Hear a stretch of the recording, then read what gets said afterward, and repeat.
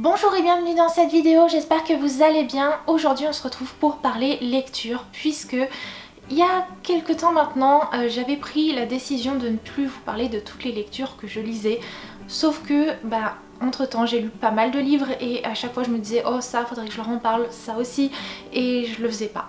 Du coup, je me suis dit que j'allais repartir sur un nouveau format, sur un format où j'allais vous présenter en gros toutes mes lectures du mois, donc des bilans mensuels, sauf que pour certains titres, je vais passer très brièvement dessus, pas forcément parce que j'ai pas aimé le livre, mais parce que j'ai rien à dire dessus, ou en tout cas pas grand chose. Donc voilà, j'espère que c'est un nouveau format qui vous plaira, on verra en jeu test. Et puis donc c'est parti. Pour mon mois d'avril, j'ai lu 9 livres, les voilà. Et honnêtement c'est plutôt pas mal parce que mon mois d'avril ça a été un petit peu chaotique, j'ai eu des périodes de panne de lecture. Ma première lecture du mois a été Will You Play d'Alicia Garnier, publié chez HarperCollins. Dans ce livre de la fameuse booktubeuse Moody Sekemook, on retrouve donc l'histoire de deux meilleures amies qui aiment énormément se lancer des défis, et un jour leur relation va commencer à changer lorsque tous les deux vont être en couple de façon sérieuse avec une autre personne, et donc on va voir un petit peu ce que ça va créer entre eux. Alors qu'est-ce que j'ai pensé de ce livre? Malheureusement pour moi ça ne l'a pas fait. J'ai eu plusieurs soucis avec ce livre. Bon, le premier, c'est le plus minime finalement, c'est le fait que les paris entre les deux personnages ne prennent quasiment pas de place dans le livre, et c'est vrai que moi je m'attendais à ce que ça prenne plus de place, à ce que ça apporte certaines situations, à ce que ça fasse vraiment avancer l'histoire, et en fait non. Donc c'est un petit peu ma déception parce que je m'attendais à ce que l'histoire tourne un petit peu plus autour de ça. Après, le vrai souci majeur que j'ai eu avec le livre, c'est un événement qui va se passer aux 3/4 de l'histoire. Sans trop rentrer dans les détails pour ne pas vous spoiler non plus, on a un événement majeur qui va arriver et un des deux personnages, je ne vous dis pas lequel, qui va prendre une décision qui à mon sens est complètement égoïste. Surtout lorsqu'on considère que les deux personnages sont des meilleurs amis, vraiment l'amitié quoi, ils sont pas juste potes, ils sont vraiment meilleurs amis. Et pour moi c'était inconcevable que l'un des personnages prenne une telle décision. Pour moi l'amitié c'est tellement sacré que c'est juste pas possible d'agir comme ça. Donc c'est vrai que ça m'a un petit peu refroidi. Et puis on a l'autre personnage qui a fait quelque chose que je n'aime pas franchement du tout. Enfin franchement que je n'aime pas du tout en fait. C'est-à-dire que ce personnage va se rabaisser, va essayer de supplier l'autre de se mettre plus bas que terre pour que l'autre le pardonne, sachant que ce personnage n'a rien fait de dramatique, donc n'a même pas besoin de s'excuser de quoi que ce soit en fait. Cette situation m'a vraiment bloquée, ce qui fait que je n'ai même pas réussi à apprécier la fin du livre, et que finalement c'est ça qui ressort aujourd'hui de ma lecture, c'est ce moment-là. Et c'est dommage. Après je pense que c'est le genre de livre qui plaira aux amoureux de la romance. Moi je me rends compte que c'est le genre de livre qui m'aurait plu il y a 2 ans et qui aujourd'hui ça ne me fait plus parce que je suis beaucoup moins attirée par ce genre d'histoire. Suite à cette lecture j'ai pas réussi à lire pendant plusieurs jours. Je crois qu'en fait j'ai été super déçue de ne pas apprécier ma lecture. J'aurais voulu apprécier ce livre et malheureusement voilà, ça m'a un peu bloquée, mais bon, c'est comme ça. Et du coup je me suis dit que j'allais repartir avec une lecture très facile pour vraiment me relancer dans la lecture, et j'ai choisi Cœur sucré, donc le tome 5,5 de la saga de Cathy Cassidy, Les filles au chocolat, qui est publié chez Pocket Jeunesse. Alors ce petit tome c'est tout simplement 2 nouvelles qui sont sur les personnages de Tommy et de, comment elle s'appelle déjà, Jodie, voilà.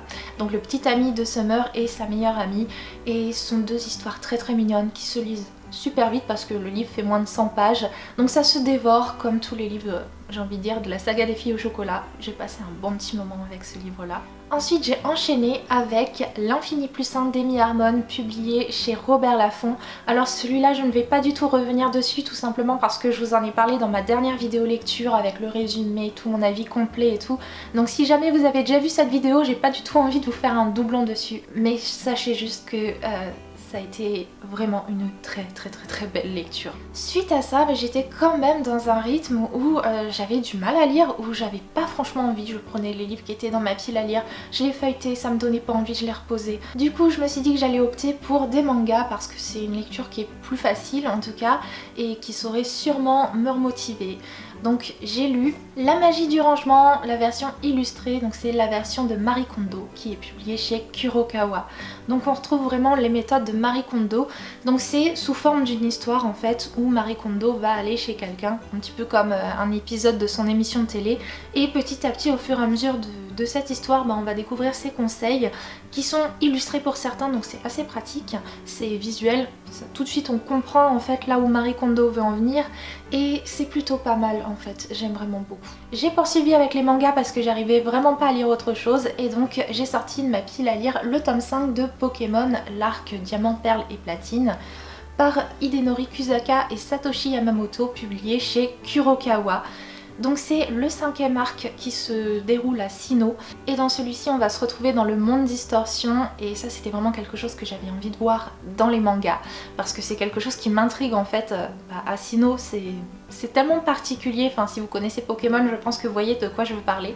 Et donc j'étais très contente de retrouver ça dans ce tome-ci et globalement ça a été un très bon arc Pokémon, ouais. J'ai poursuivi avec un autre manga, le dernier du mois. Celui-là j'étais à peu près sûre qu'il arriverait à me remettre sur la voie de la lecture.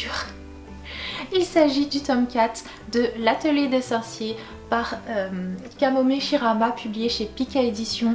C'est donc cette fameuse histoire d'apprentie sorcière où on va suivre ces jeunes filles qui apprennent la magie qui est exploitée d'une façon assez différente dans cette saga. Et j'aime beaucoup ça. J'aime les dessins, j'aime l'univers, donc à chaque fois c'est vraiment un plaisir de retrouver cette histoire lorsqu'un nouveau tome sort. Ensuite j'avais envie de rester dans un univers de sorcières, donc j'ai sorti de ma palle un livre que je mettais de côté pour mon Pumpkin Autumn Challenge, mais c'est pas grave du tout parce que ce livre m'a fait vraiment du bien, c'était pile ce qu'il me fallait.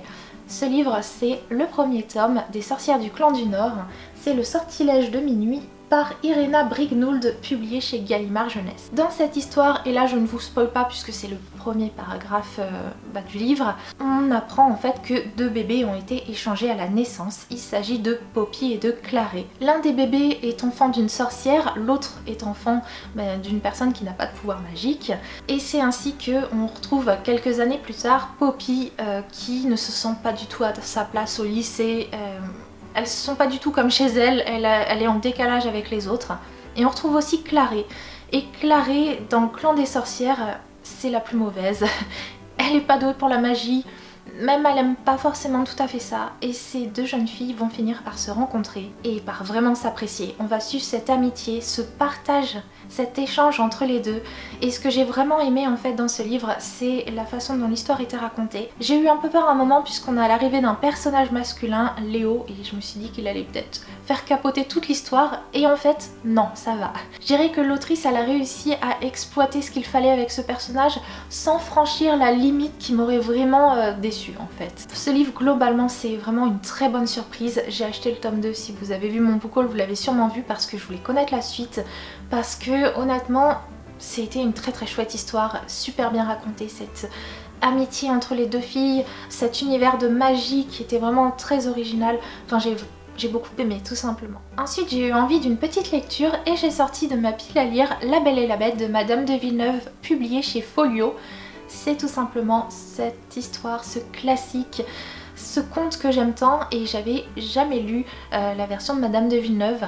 Alors la version de Madame de Villeneuve, c'est la version de La Belle et la Bête telle qu'on la connaît, mais enfin à peu près, mais avec une suite, avec quelque chose qui se passe après le mariage de La Belle et la Bête. Et je dirais que ce passage-là, alors je l'ai pas détesté, mais je l'ai trouvé un petit peu too much, un peu perché. En même temps j'aimais bien en fait, mais c'est vrai que je comprends pourquoi c'est quelque chose qui n'est pas forcément resté dans les nouvelles versions de La Belle et la Bête, dans les versions plus moderne finalement. Et pour terminer mon mois, j'ai lu Et tu entendras le bruit de l'eau de Sophie Jomain, publié chez HarperCollins. Dans ce livre, nous suivons l'histoire de Marion qui est journaliste et qui à un moment donné va un petit peu avoir besoin de vacances. Elle n'en peut plus de sa vie de journaliste, elle a besoin d'autre chose et donc elle va prendre des vacances et partir pendant quelques semaines dans un écolodge dans la Somme, dans la baie de Somme, et donc découvrir tout un univers qui ne ressemble pas du tout à sa vie quotidienne. Alors globalement j'ai apprécié ma lecture, vraiment. Mais j'ai eu un petit bémol avec le personnage de Benjamin.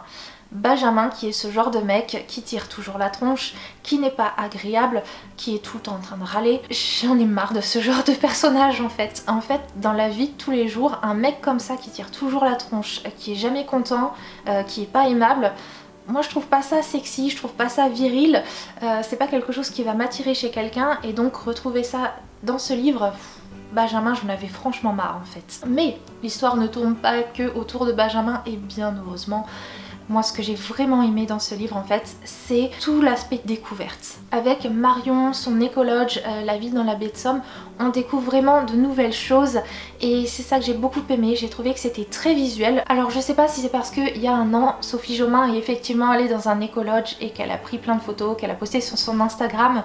Du coup j'avais vu ces photos, peut-être que au moment de ma lecture c'est revenu à moi, mais même pas en fait. Je pense que d'une manière générale, Sophie Jomain a tellement bien raconté son histoire que c'était hyper visuel. Je me suis pris les paysages finalement dans la face, alors que au final j'ai rien vu du tout, il n'y a pas de photos dans ce livre, mais c'était tellement bien raconté en fait, et j'avais l'impression moi-même d'être là-bas. J'ai aimé les directions que Sophie Jomain prenait dans son livre, justement par rapport à l'écologe, à la baie de Somme, etc.